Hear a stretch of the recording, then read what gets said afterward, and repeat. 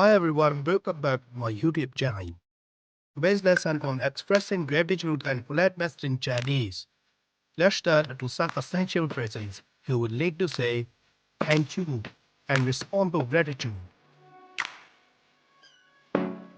First, to say thanks in Chinese, you simply say 谢谢, 谢谢. This phrase is used in everyday situation to show your appreciation.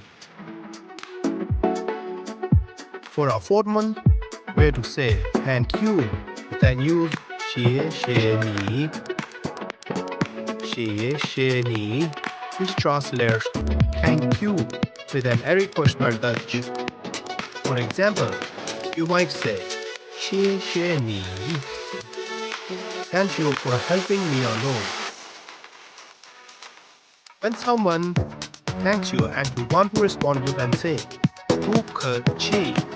This phrase means you're welcome. It is a polite way to acknowledge their gratitude. For instance, if someone says 谢谢 to you, you then respond with 不客气, which means you're welcome. If you like the video, press the bell icon and subscribe. Thank you.